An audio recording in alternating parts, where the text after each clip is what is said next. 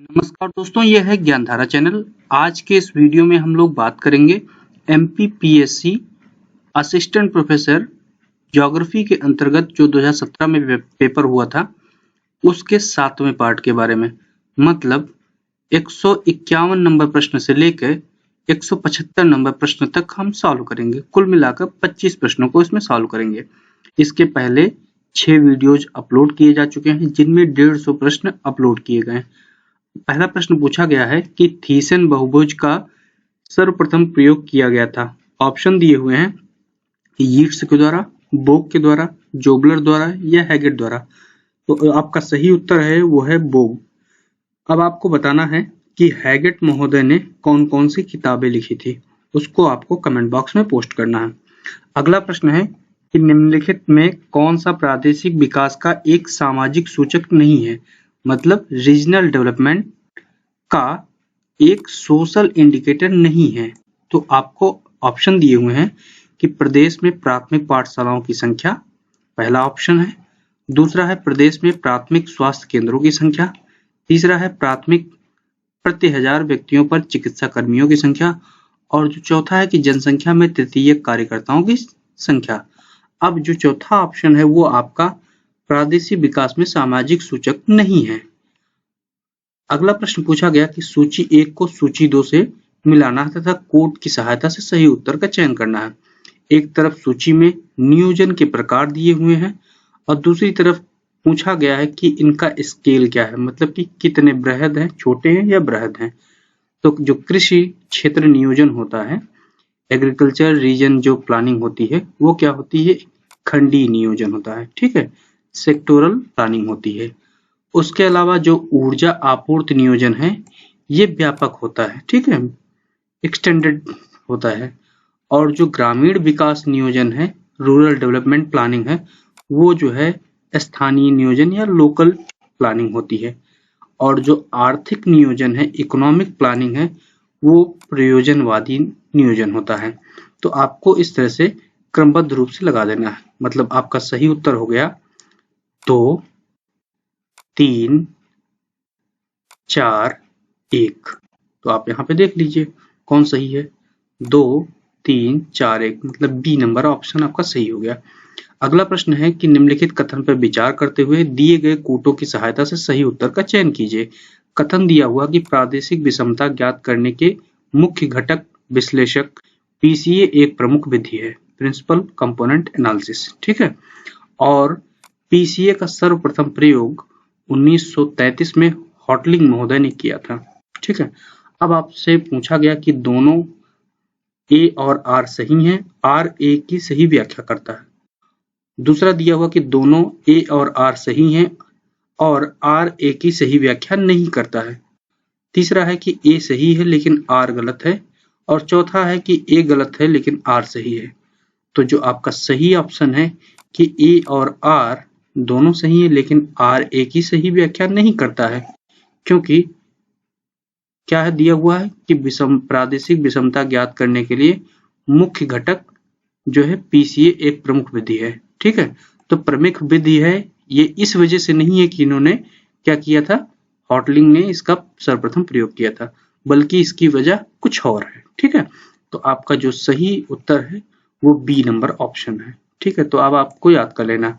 अब आप मुझे बताइए कि हॉटलिंग महोदय ने इकोनॉमिक ज्योग्राफी में कौन सा कॉन्सेप्ट दिया था। आप इसको पढ़ते होंगे बहुत ध्यान से, तो आप बताइएगा।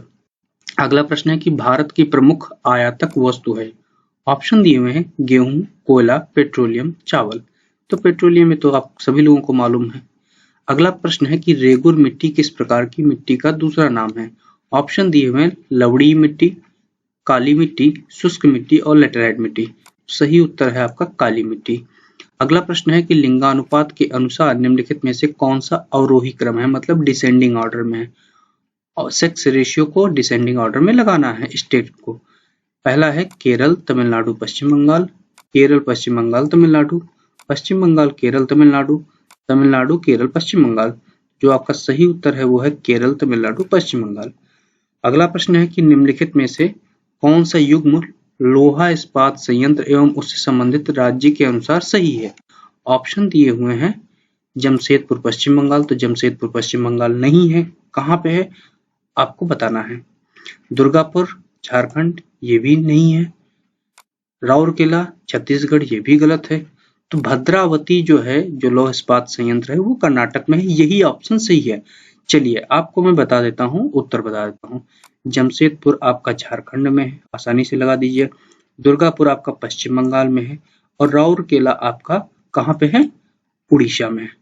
अब आपको बताना क्या है कि जमशेदपुर, दुर्गापुर, राउरकेला, ये तीनों किन देशों की सहायता से संयंत्र लगाए गए और किस पंचवर्षीय योजना के अंतर्गत लगाए गए, इसको आपको कमेंट बॉक्स में पोस्ट करना है।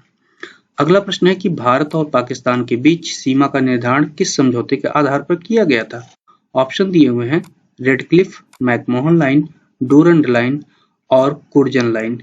तो आपका जो सही विकल्प है वो है आपका रेडक्लिफ लाइन। ठीक है, ये आपका सही उत्तर है। मैकमोहन लाइन आपको मालूम होगा किस किस के बीच में, भारत और चीन के बीच में। डूरंट लाइन आपको मालूम होगा भारत और अफगानिस्तान के बीच में। और जो कुर्जन लाइन है या करजन लाइन, ये किसके बीच होती है वो आपको कमेंट बॉक्स में पोस्ट करना। आप इसको सर्च करिए, थोड़ा प्रयास आप भी करिए और बताइए। अगला प्रश्न है कि निम्नलिखित में से कौन सी नदी भ्रंश घाटी में बहती है। ऑप्शन दिए हुए हैं सोन, नर्मदा, महानदी, कृष्णा। तो जो आपका सही आंसर है वो है नर्मदा। अगला जो प्रश्न पूछा गया कि दक्षिण से उत्तर की ओर हिमालय की श्रेणियों का निम्नलिखित में से कौन सा क्रम सही है। ऑप्शन दिए हुए हैं विशाल हिमालय, लघु हिमालय, शिवालिक। शिवालिक, विशाल हिमालय, लघु हिमालय, लघु हिमालय, विशाल हिमालय, शिवालिक और शिवालिक, लघु हिमालय, विशाल हिमालय। अब कहा गया है कि दक्षिण से उत्तर मतलब साउथ टू नॉर्थ, तो शिवालिक है, उसके बाद हिमालय है, फिर विशाल हिमालय। तो आपका सही उत्तर हो गया। अगला प्रश्न है कि एसपी चटर्जी के भारत के प्राकृतिक विभागों की स्कीम में महाराष्ट्र पठार को प्रायद्वीपीय पठार के किस उपभाग में विभक्त किया गया है। ठीक है, वो आपसे पूछा गया है। ऑप्शन दिए हुए हैं उत्तरी दक्कन का पठार, दक्षिणी दक्कन का पठार, पूर्वी पठार और पूर्वी घाट। तो जो एसपी चटर्जी महोदय ने भारत को जो नेचुरल फिजियोग्राफिक जो पार्ट्स में डिवाइड किया था, उसमें महाराष्ट्र के पठार को उत्तरी दक्कन के पठार के रूप में विभक्त किया था। अगला प्रश्न है कि मानसून की उत्पत्ति में तिब्बत के उच्च पठार के तापीय प्रभाव को निम्नलिखित में से किसने महत्वपूर्ण रूप से खोजा था। ऑप्शन दिए हुए हैं कोटेश्वरम फ्लोन महोदय ने, अनंत कृष्णन ने, एम.टी. यिन ने या रमन और रामानाथन ने। तो जो आपका सही उत्तर है वो कोटेश्वरम और फ्लोन महोदय है। अगला प्रश्न है कि निम्नलिखित में से किस स्रोत से देश में जल संसाधन की संभाव्यता सर्वाधिक है। आपके ऑप्शन दिए हुए हैं अधोभौमिक जल द्वारा, सतही जल द्वारा, ग्लेशियर्स के द्वारा या बांध और जलाशय के द्वारा।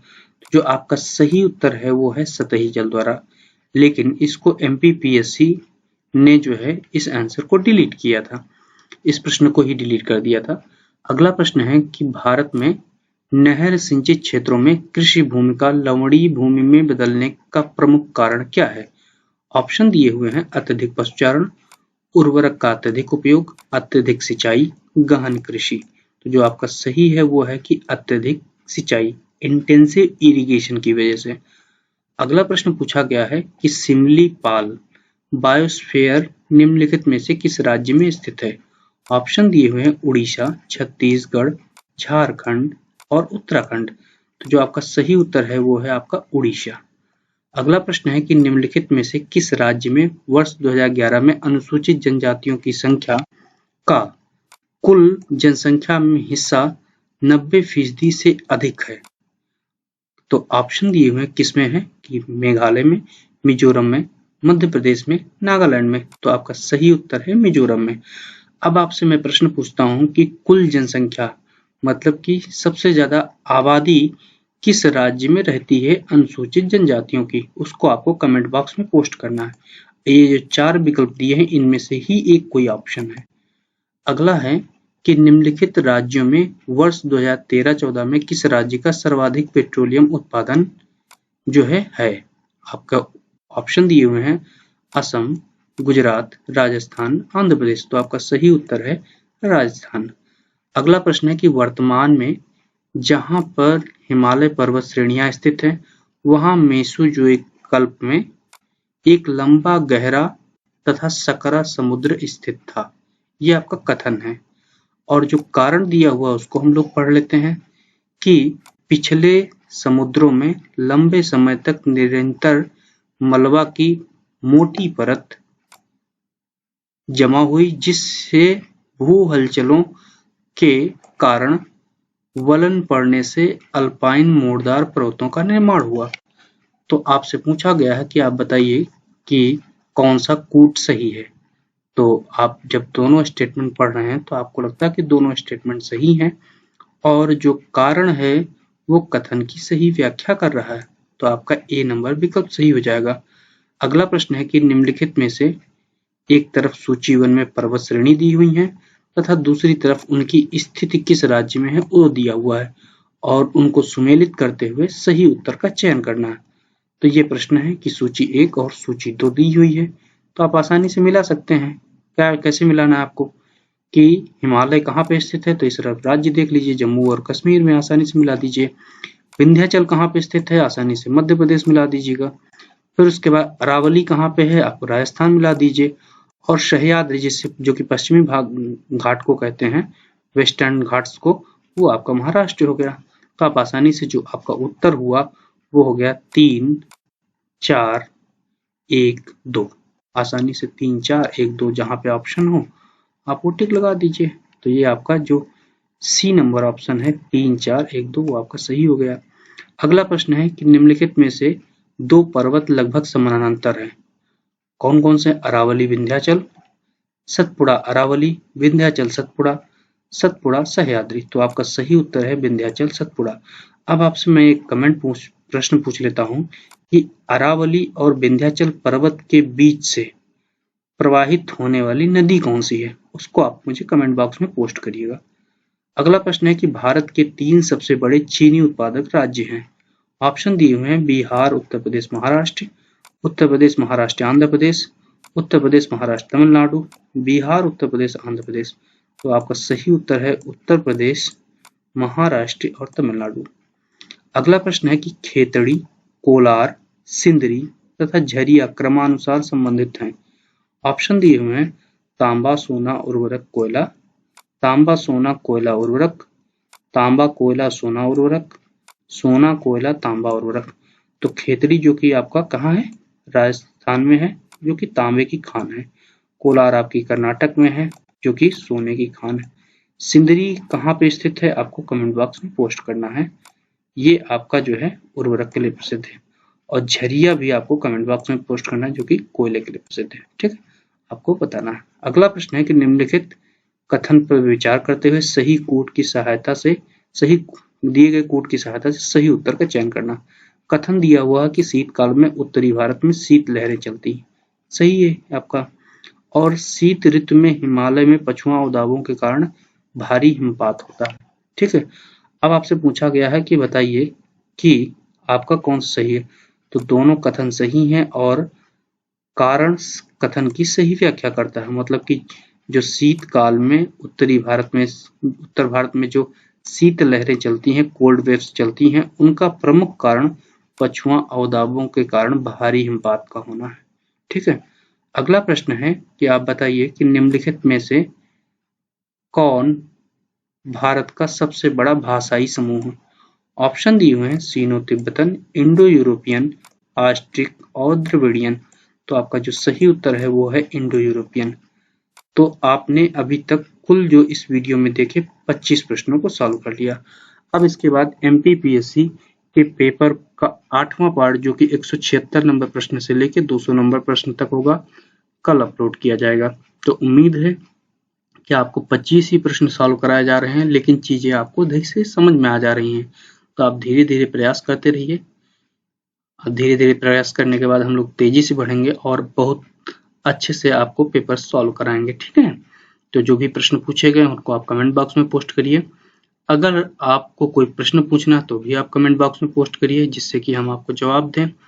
और अगर आप नए हैं चैनल पे तो कृपया चैनल को सब्सक्राइब करें और अपने दोस्तों में शेयर करें, जिससे कि इन वीडियोस का लाभ उनको भी मिल सके।